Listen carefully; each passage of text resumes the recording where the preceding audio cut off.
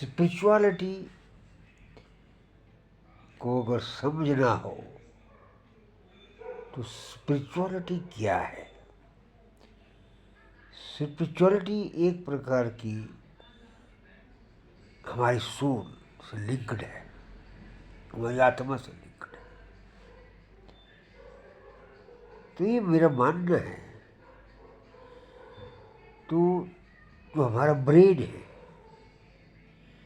वो अभी भी, हमारे जो साइंटिस्ट हैं उन्होंने अभी पूरी तरह ब्रेन को नहीं समझा है और रिसर्च चली हुई है। ब्रेन की स्टडी भी, रिसर्च अभी भी चली हुई है। दूसरा एक हार्मोनल सिस्टम होता है, दैट इज एंडोक्रिनोलॉजी, उसकी स्टडी भी बहुत अभी कम है।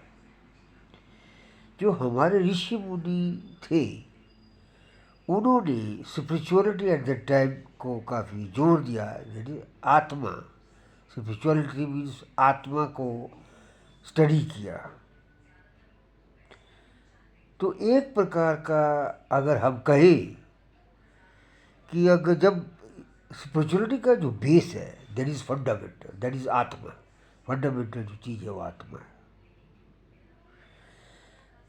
तो जब ये हमारे ऋषि मुनियों ने ध्यान की तरफ ध्यान लगाया तो उसमें ये पाया, जो ध्यान लगाते थे, कि जब ध्यान के एंड अवस्था में पहुंच जाते थे जिसमें वो विचार शून्य हो जाते थे,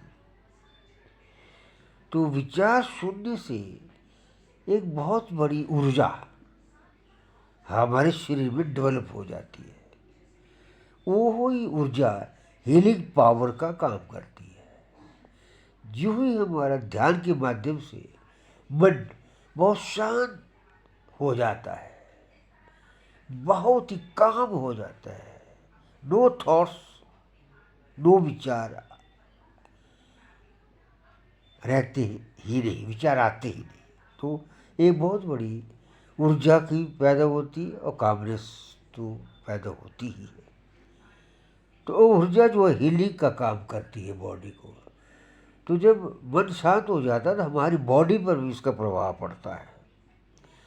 अब हमें फॉर एग्जाम्पल मैं कहूँ कि एक इरिटेबल बाउल सिंड्रोम होता है।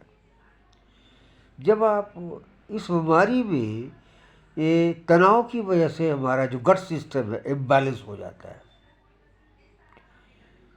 तो उसको प्रोवाइज करने के लिए कि गट प्रॉब्लम ना हो, आईबीएस ना हो, तो उसके ध्यान लगाना बहुत ज़रूरी है।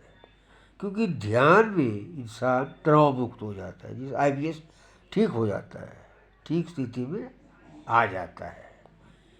तो ध्यान से बहुत बेनिफिट्स होती हैं। ये बहुत ज़्यादा एक लिस्ट है जिसको सबसे बड़ी जो ध्यान के जो बेनिफिट है कि बस सुपर कॉन्शियस हो जाता है,